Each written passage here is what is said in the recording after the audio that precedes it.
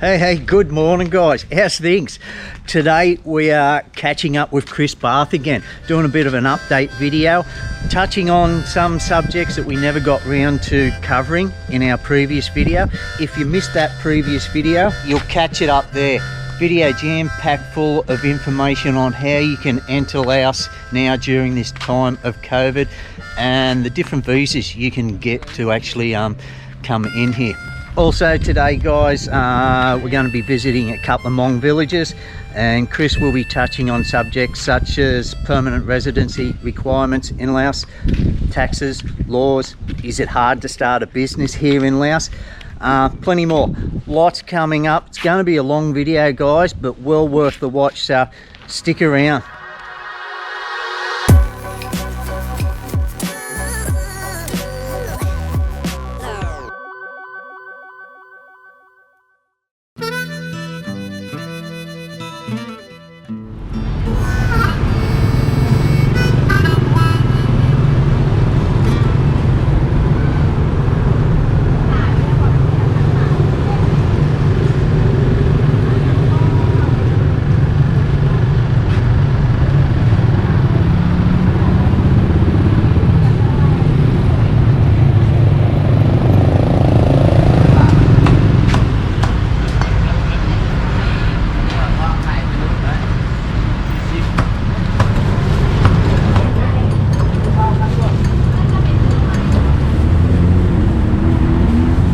Those little birds, they're just hot pun, which is 6,000 kip, 60 US cents each.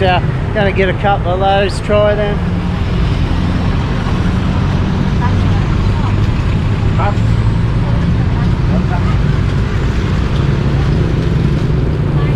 Hello, Sabaidi.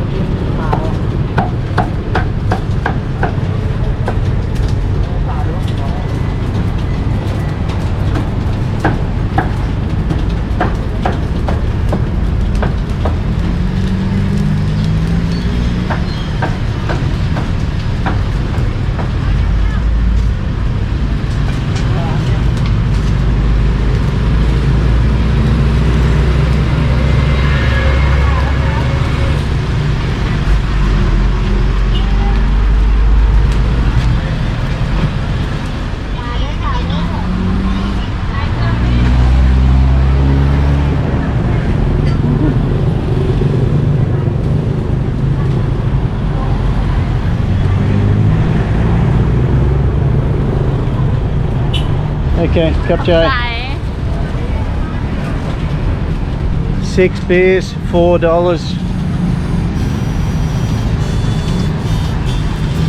Can't argue with that.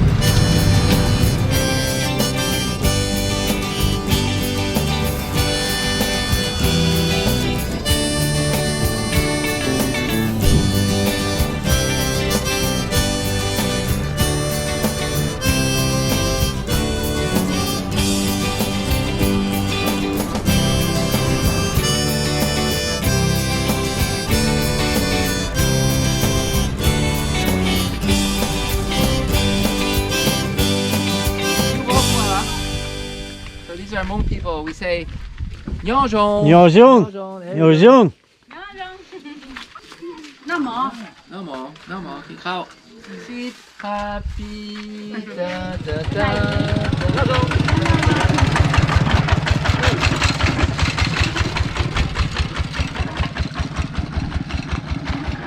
Beautiful, huh? Okay guys, we are back here out with Chris. We're at a Hmong village today actually. We're just going to walk around through these rice fields and touch on a few things that we may have left out of the other video when we got sidetracked, and add a few more things to it. How's your week been, mate? Oh, very you people have absolutely smashed him. yeah, it was like a tidal wave of requests and questions, which is fine. The good thing is not everybody plans on arriving just like next month, but yeah. It's many people, well, some people want to come for Christmas or next year, and yeah, a lot of questions about how to come to Laos and what are the different visas, what's the marriage process, yeah, if you can open a business or not, and just general questions about, you know, how it works. And I didn't know there were so many people that have a girlfriend in Laos and that want to come here.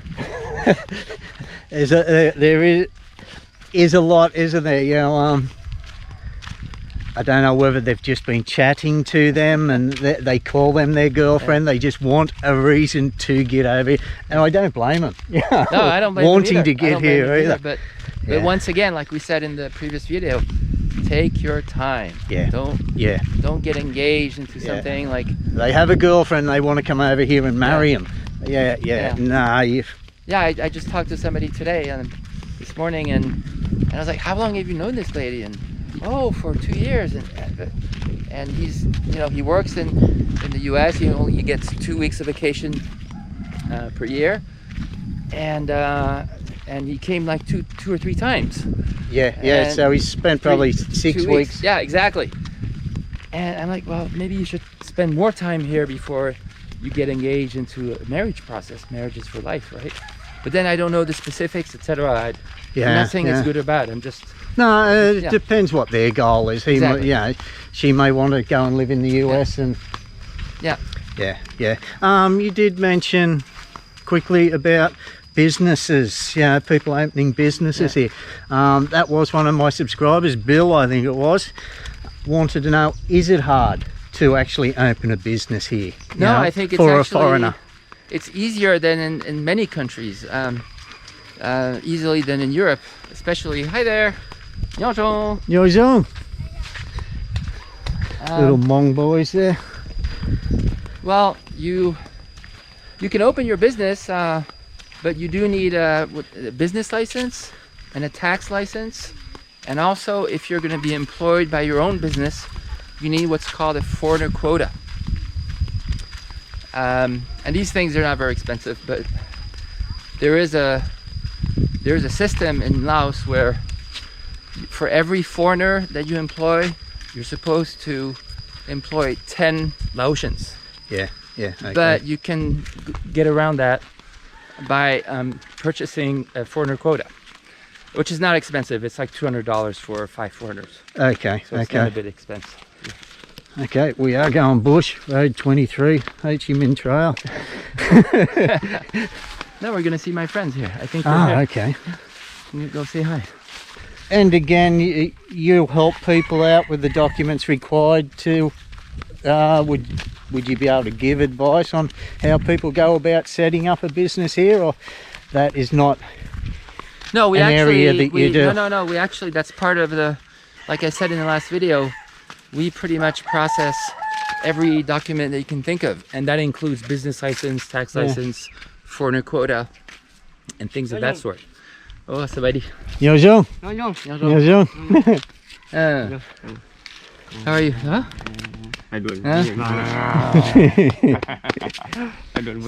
Still that skinny, huh? But skinny strong. What do we got here? A well. Oh, it's a beautiful well. Yeah. Well. Hand dug, huh? Made by hand. The kitchen. And again, like you said, very clean, mate.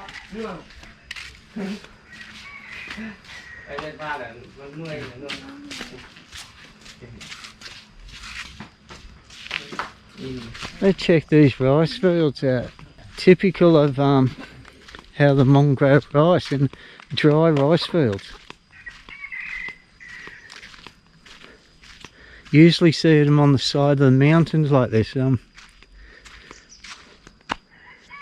Cassava there, pretty sure that's cassava. Very blind. Nyozhong.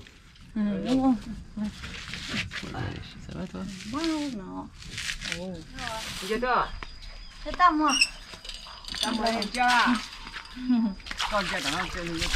We're just here chatting with Chris's friend, and he was going to discuss the steps to permanent residency in Laos. So I'm going to show you what it looks like. If I can get it out. There you go. This is permanent residency. It's an ID card for foreigners. So it's actually very. It comes with a family book, a red foreigner family book, where you can add your foreign family. So if you're married to a foreigner, if I had a foreign wife, I could add her, and I could add my foreign kids, and nobody pays a visa for life. That's absolutely fantastic. Wow. Yeah. Right. And yeah, you can put a vehicle under your name. You can open a company under your name and pay the same taxes as the Lao, which is 10%. Yeah. It's more expensive when you're a foreigner. It depends on the business. That was going to be one of my questions, actually. What Yeah. the tax is like here, you know? Well, it depends if. It depends if that's a good question, because it's about the business license. You can either put a business license under a foreigner name, but then you pay much more taxes, about 3 times, 2.5 to 3 times the taxes. Right. It's a different tax bracket. I mean, the tax laws are a bit complicated, so I'm not going to go into the detail. No. But and what most people do is that they put the business license under a Lao name so that they pay less taxes. So the typical example is you open a restaurant or a bar, you're married to a Lao, and you put the company under your wife's name. Mm-hmm. Yeah. And and that usually works. It's usually pretty just well. the business that pays the taxes. There isn't any like wage taxes that employee taxes that we, you know. Not yet. Not yet, but yeah. They're working on a tax ID number for everybody, Lao and foreigners. Right. But when you see that the VAT, they haven't figured out the VAT yet, and that started in 2009, 12 years ago. So I think it's gonna take a while, because there's no postal service here. No, You there's know? no letterboxes. Exactly. You need a post office box if you want anything sent to you here. Yeah, there is no mailman, there is no letterboxes. Exactly. So it's very difficult. Yeah, you can't. The government can't send a letter saying, okay, make your tax declaration, and it's very difficult. Yeah. But with new technologies and like this, the BCEL Bank, Banque pour le Commerce Extérieur Lao, which is in French because of the history here. They have a great app, and now you can start paying taxes through the app. And I think there will be some system in place for taxes using cell phones, because everybody's got a cell phone. Yeah. So it's still in the developmental stage. Yeah. So to come back to your permanent residency question, it's basically, so if you're of Lao descent, if you were born here, or you have Lao family or parents, then you only need to reside in Laos for 3 years to be able to apply. If you're married to a Lao, it's 5 years residency, marriage minimum in Laos. Yeah. If you're an investor, it's 7 or 8 years in Laos. And if you're none of the above, it's 10 years in Laos. Right. Okay. And you need to understand that you need to speak Lao, because there's an interview process. They come to your village, they ask people, if the village likes you, the chief of the village, etc. So you need to be integrated into the Lao life and where you live. Otherwise, you won't be awarded permanent residency. Yeah. You have to be able to read just a little bit, but just speak is fine. I mean, there's a lawyer that comes with you during the interview process. If you're well integrated, that's the most important.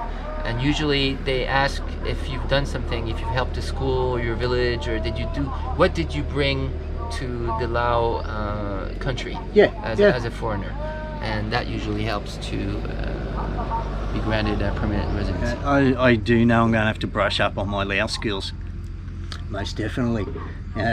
Todd and Sabadi just isn't going to cut it. Bye-bye.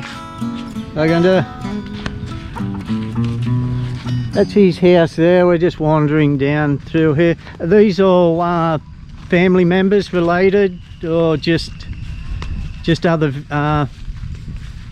villages? Don't know. Very sturdy place here. Oh, stepped in a hole.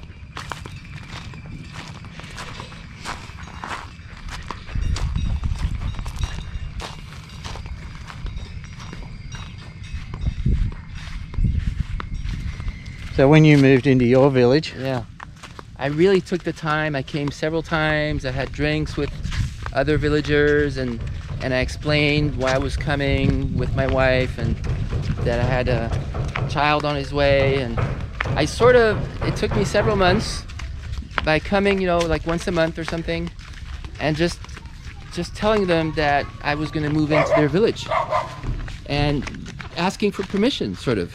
I didn't ask, but I came in slowly. I didn't arrive by land to build a house and say, "Oh, I'm the new Falang in the village." You know? Gradually getting them to know you. Exactly. You were letting them know what your long-term plans were. Yeah, exactly. That's very important. Yeah. Instead of just moving in. Hi guys, I'm here. No, totally understand. Yeah. Because we are foreigners. And they're inquisitive. Why we want to live here? You know, why are you here? And that's true anywhere in the world, I guess. But I think even more so in countries like this, because they want to be living in a first world country like we do. You know, that they look up to us, but here we are looking up to them, thinking how lucky, you know, how beautiful it is to live here. You know, look how beautiful. I call it psychedelic green. The rice fields are a very vivid green. And that's the water is pumped from the Namngum River, which is the river where I live, where we did the interview. Last time, And this, what we call the lake, is filled from the river. It's like a reservoir for these rice fields. There's a huge pumping station. It's like 100 meters wide, and there's like 10 pumps filling that. What is the go with so few laws here, mate? Oh. I remember 12 years ago I was living by the Mekong, and I got the police came and brought me in. It was a very it was like a Hollywood moment, you know, with like 9 policemen around me with their desk and everything, and the fan, you know, going and I didn't speak Lao or anything. I just arrived, and the guy spoke a little bit of English, and he says, "Oh, you have to follow the law." And I'm like, "Where's the law?" And he comes with this little book that's like 60 pages thick, and he says, "This is the Lao Law." And I look at it, and of course it's in Lao. I don't understand anything, you know. So he gives me a piece of paper, and he said, "Sign this." And I said, "What's that?" And it says that you're going to respect the Lao Law. And I said, "This little book, the Lao Law, yeah, sure, I'll sign it." And he did translate, and there's like 3 points, you know, about respecting the family law, not having, not sleeping with a Lao woman at nighttime, and respecting the law and being a good person in Laos, being helpful. So I signed that, and that was it. But it took 3 hours, and I was scared. I was like, "What do these people want from me? Am I going to jail?" Yeah. And that's what he said you were signing is what you were signing. Yeah, but I had to get it really translated afterwards. Yeah. But it was okay. It was okay. What he stated it was. Yeah. I think Neenee's in the interview. But there is very few laws. Here, isn't there? Well, I think there's 2 reasons for that. One is there aren't that many lawyers, but the main reason is there isn't really a need for that many laws. And I had this conversation with a government person just a few months ago, and what he was telling me is, you know, in the Western world, people fight all the time, so you need all these laws. But here, people, they find a way to resolve their issues. So common sense prevails in Laos. And therefore there are very few laws, very few. There are more laws now than 13 years ago, but it's still very simple and straightforward, and I really like that. The other thing that I really like about Laos is that the Lao people have a sense of justice. They really have a sense of justice. And what you need to understand when you're a foreigner and you come to Laos, if you do something wrong, they know that maybe you didn't know what the law is or what the rule is. So they always come and talk to you first and try to explain what it is that you did wrong. They don't come and handcuff you, etc. They come, they explain, and they expect a change in the way you do things. Yeah. Okay. And then if you don't listen, Yeah. then you're in trouble. Yeah. Then you're in trouble. Yeah. You've got your warning. Yeah, exactly. So there's almost always, I mean, unless you killed somebody or did something really bad. Yeah. Everybody knows that's wrong. But there's almost always a warning, and I really like that here because they understand that foreigners who come here, they don't get it the first time, and they'll come and have a drink with you and sit down and try to explain the best they can. So always listen. Always listen when somebody comes to you and says, "Oh, let's sit down. I want to explain something to you." Yeah. It's very important. And there is room there for there could be a lot of road rules, traffic rules, things like that, but they let you take your life into your own hands. You know, like motorbikes used as a family sedan. You know, a dozen people in the back of a pickup truck. Things like that. You know, you're in control of your own life here. You know. You just would not get away with that back home. And remember that when we talked about this, about how things are so different here in Laos, and there are many things that are, I think, better here, easier, and sometimes people come here and say, "Oh, but they did this, they did that. You can't do that in my country." But it's just different. And look at the positive sides and try not to be too critical of some things that they do here that are different. And just enjoy your life, have fun, and laugh about things that they do differently, and observe and try to understand maybe why they do things they do here in Laos. And if you're flexible, if your mind is flexible enough, you're gonna get it at the end, and you're gonna see that it's not that bad after all. And it's because of those things that makes Laos so unique and appealing. Once you do look at it from that perspective, it's and the other thing that I really, really appreciate, it's the absence of violence. There's no violence. No violence. You walk, people say hello, sabaydi, nyonjon, samaila, etc. And people are very welcoming, and people respect other people's been asked property. Many times about, is it safe to walk the streets at night? I've never felt threatened here. I've never felt unsafe here. It is, violent crime is virtually non-existent here. It is, there's petty crime, of course, there's a lot of poor people here, but as far as the heavy crimes, no, it's... I had nothing stolen from my place in 7 years. No, I was saying that in my last video, But actually, and I think this is because of COVID, somebody stole my pump 2 times in 3 weeks. And I think because now with COVID, some people are getting really starting to catch up. And I didn't go and make a problem of it. I didn't go report it. I just take my pump now and bring it back every night. That's how I deal with it. And that's it. You just you do get that false sense of security, but don't you? You just leave things lying around. Then it's your fault. If you leave something lying around and somebody takes it, that's your fault. But it's not just here. You would not be leaving this stuff out in your yard at home. So if it happens here,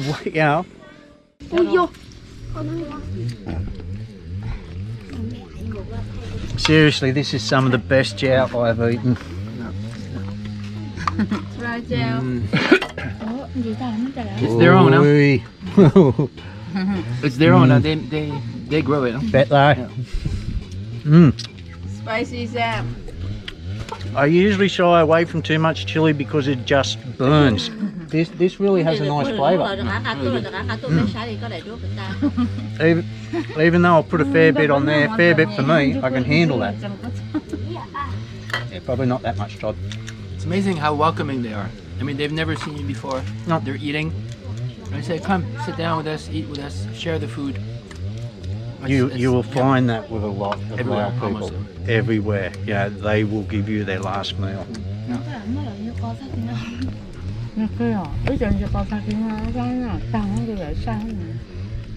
Happens wherever you go in Laos. If they're sitting down for a meal, they will drag you over. There is no taking no for an answer. Nice queen windscreen there, mate. You're welcome.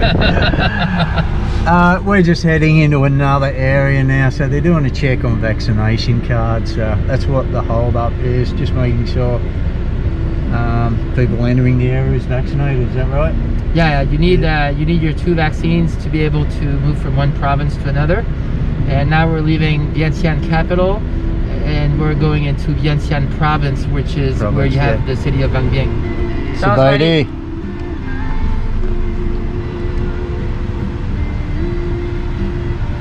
เดินทางเข้าใส่เจ้า บอไป5 ลักไปเอาเครื่อง5 ลักแล้วกันมาไหมบ่โดน มาอยู่ลาวดุนแล้วหวะ 13 ปีแล้วอยู่ฮัดเกียงเด้อ ได้เมียลาวที่ สบายดี เจ้าสบายดีคนประเทศไหน ประเทศสวีเดน สวีเดน ออสเตรเลียสวีเดน Slowly. ลาว ลาวเนาะ ได้ปะ Okay, got Jada. ขอบใจ บ๊ายบายโอเค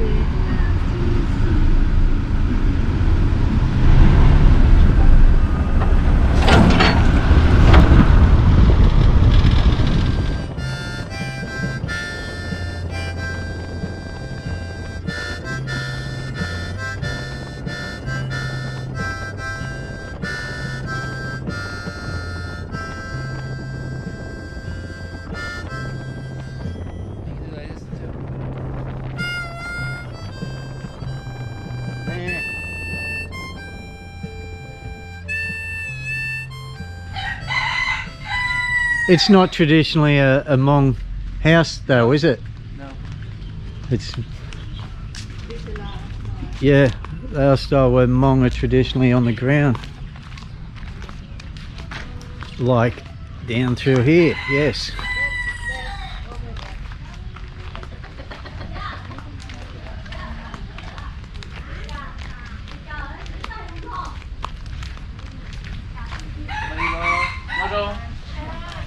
A lot of guys not saying much, just looking around more than anything.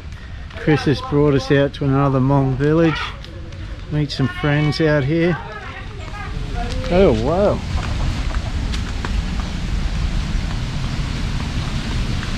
Just showing us out the back here. Neenee's already found it.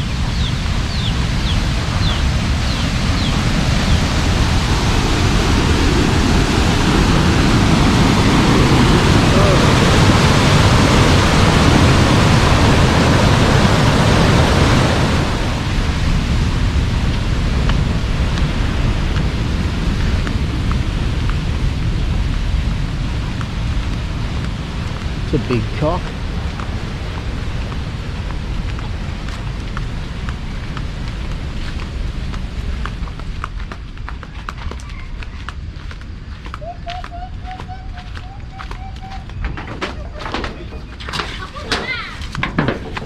Oh yeah.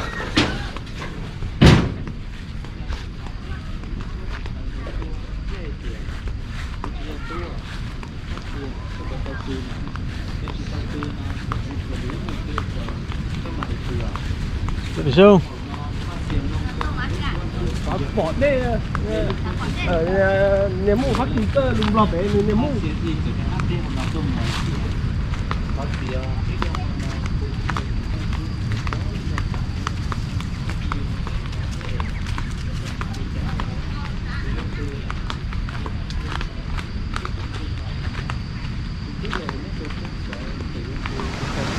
they swim in here.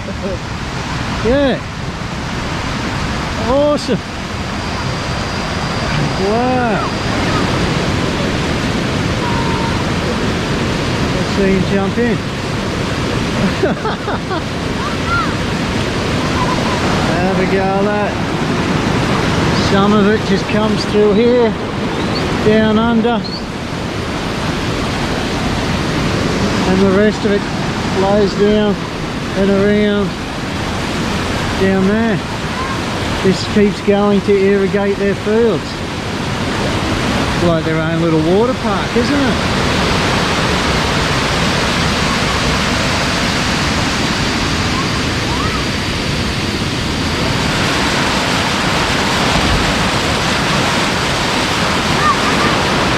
I would not mind going in for a dip myself actually. That looks like good fun.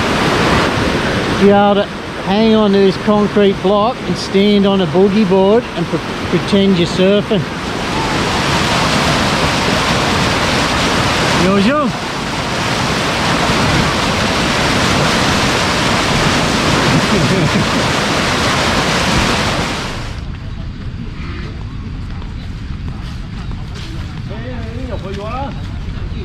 Chú đó chế hết cam thế à?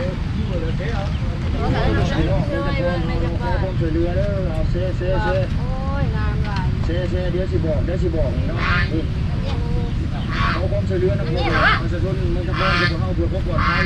Ao bên nhà. Nó phải lên. Mặt vàng. What's marked down? Cucumber. Cucumber. Yeah, it's a big cucumber. It's not.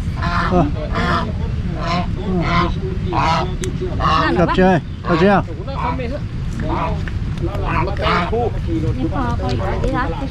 From the mountain. Big fat cucumber. Sap. Very sweet. Sap. This is like melon. Bánh vàng đó. Ca bô bể lúc trắng hơn. Mưa đấy. Đẹp nói đi. You got no undies on, dude. Đơn 12 mất. You inquisitive little man, aren't you? What are you doing? What you chopping up?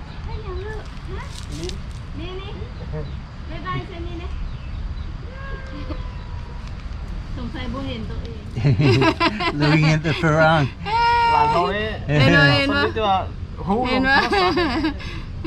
Nhiêm là bà đi. Lúc nọ của có một làm thế càng chơi của vậy năm mo. Lúc nọ lúc mình sửa đi là đây là liên đấy chỉ có chết qua chết ta. Đấy chết của cái chỗ con là còn đi chưa? You got a haircut similar to me, mate. Hairstyle. Yeah. I just found my table. $300 a piece. It's dirt cheap.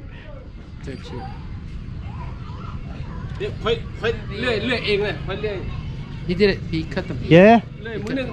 Great job. He did 8. He kept 3. Yeah. He knows. He's the man. Yeah, he's the man. He's the man. When we're ready for a table, come see you. Okay, nice to meet you. See you later.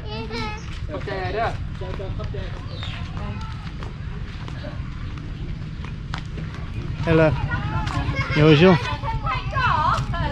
Bonjour.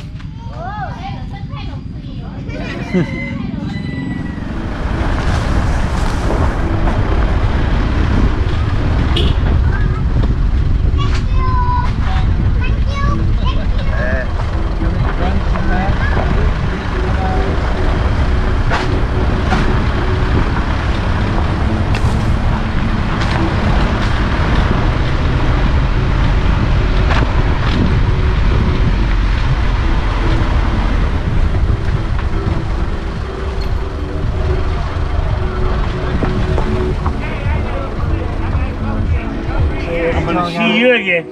I'll see you again. Naked dude watching I'll see YouTube. you again. This guy here, Dean, he watches my videos naked. Catch you later, guys. See you, fellas. Yes, Todd.